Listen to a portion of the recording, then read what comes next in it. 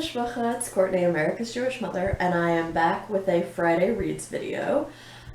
If you are new to my channel, welcome. I do want to especially thank Doris at Aldi Books for recently shouting me out on her channel. So if you have found my way to my channel through Doris, welcome, and I hope you stick around. So yeah, I finished 2 books this week, and I am currently reading 3 books, and I would like to share those with you. So the first book I finished this week was The Women of Brewster Place by Gloria and Naylor. This was a buddy read with Lindsay from Lindsay's Book Life, and it was also the September pick for the Barter Hordes Backlist Book Club. And I really enjoyed this book. I ended up giving it 4 stars. It basically tells you about the lives of 7 different women who live at the title location of Brewster Place, which you figure out pretty quickly from the beginning is kind of a slum and was a building that was kind of put up in bad faith, and is a place that people kind of end up because their other better options have gone awry in one way or another.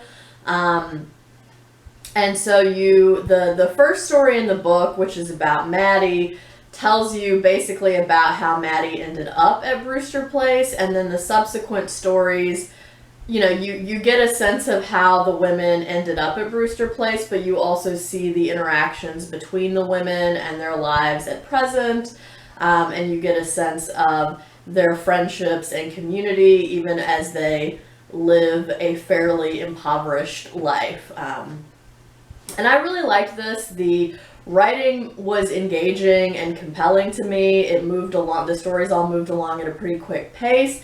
There were occasional moments of great insight, and Gloria Naylor has a way of being able to, in just a few short sentences, describe something with great accuracy, with an image or, you know, words that just, you just are like, yes, she just nailed it right there.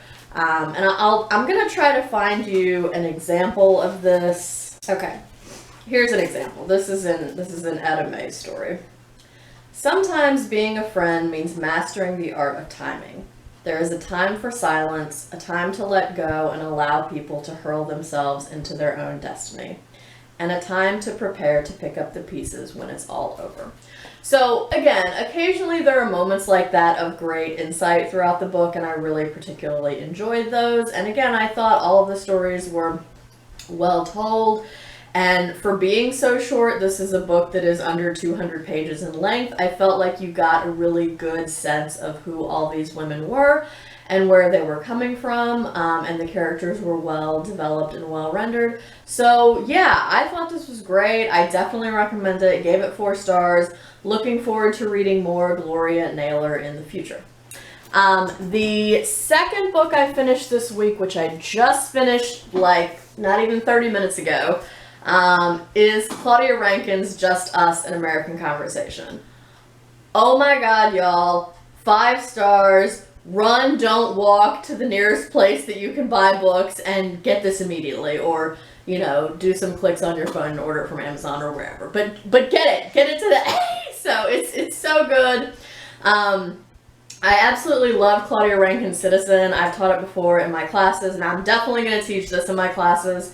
I may even try to work it in this semester at the end. But yeah, it's really good, and with the bar set kind of high for me from reading Citizen and having liked it so well, I have to say this for me lives up every bit as much to Citizen as I would have hoped it would.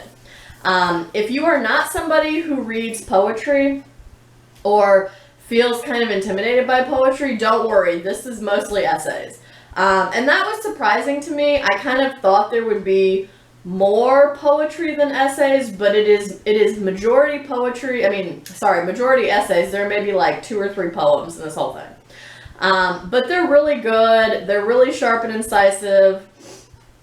And basically Rankine sort of constructs this volume as if in conversation with various people. So she she asks white men how they feel about their white maleness, and she has a conversation with a friend who is Latina about her own sort of ignorance about the Latinx community. She has conversations about Asian Americans.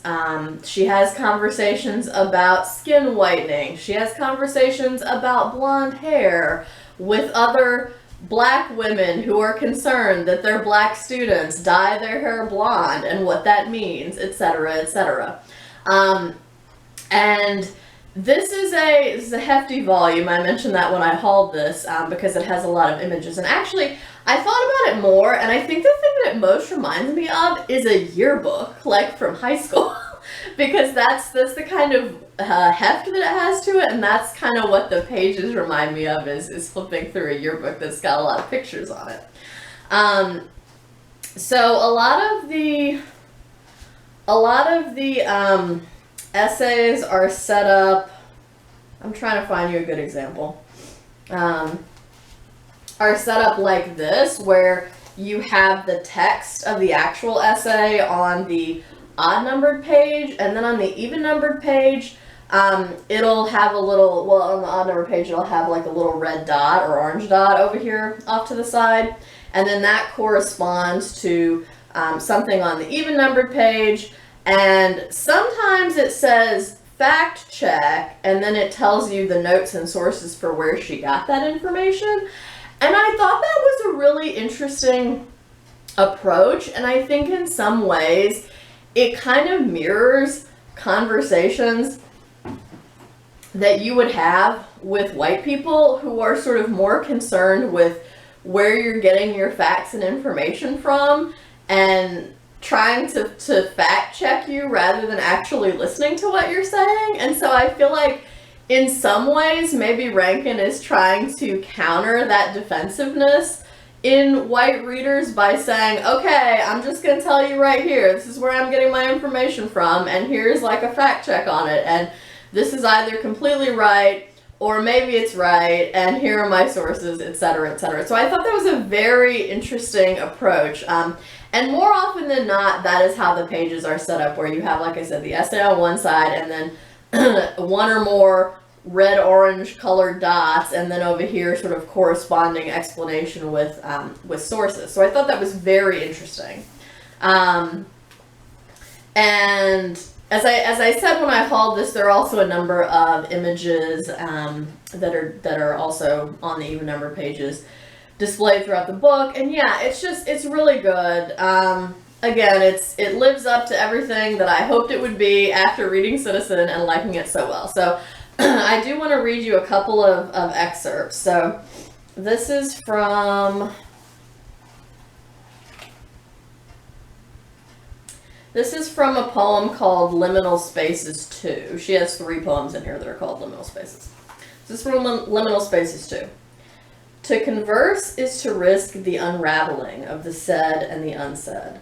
To converse is to risk the performance of what's held by the silence.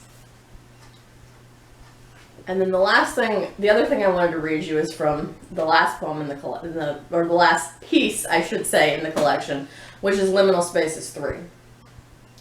In this way, I remind myself of the faithful who signed up for the long game. The civil rights folks with religious perspective are perhaps the most admirable. People like Ruby Sales, who remains committed to engaging what she names the culture of whiteness, always have my undying respect.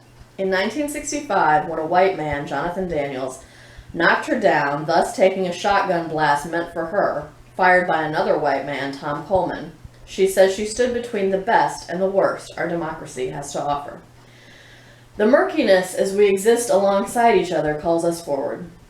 I don't want to forget that I am here. At any given moment we are, each of us, next to any other, capable of both the best and the worst our democracy has to offer. So yeah, and if that doesn't convince you to run out and get this immediately, I don't know what will. So yes, Just Us, Claudia Rankine, 5 stars. I cannot wait to figure out what I'm going to teach from this in my classes. But yeah, oh my god, amazing. Alright, so those are the 2 books I finished this week. I am now currently reading 3 books. still. I'm still doing my buddy read of Love in the Time of Cholera with Greg of Supposedly Fun. We got a little stalled on our reading of this, so I'm about 135 pages into this right now, and we're set to check in again on Sunday. So still enjoying this so far.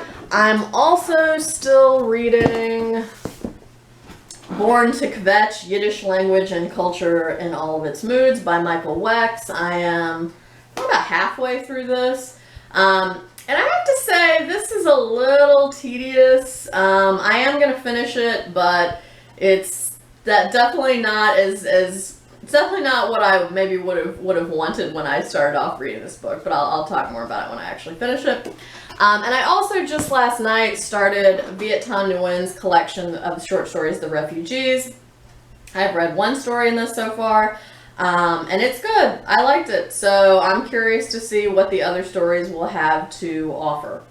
So yeah, that's everything that I finished or am currently reading this week. I would love to hear what y'all have been reading and enjoying lately. If you have thoughts about any of the books that I've mentioned, please feel free to leave a comment down below. I would love to talk to you about them. And yeah, thank you for watching, especially if you're new. But also if you've been here the whole time, thank you too. I hope y'all are staying healthy and well. I hope you're doing good reading whatever you're reading. And until next time, would it kill you to call you mother?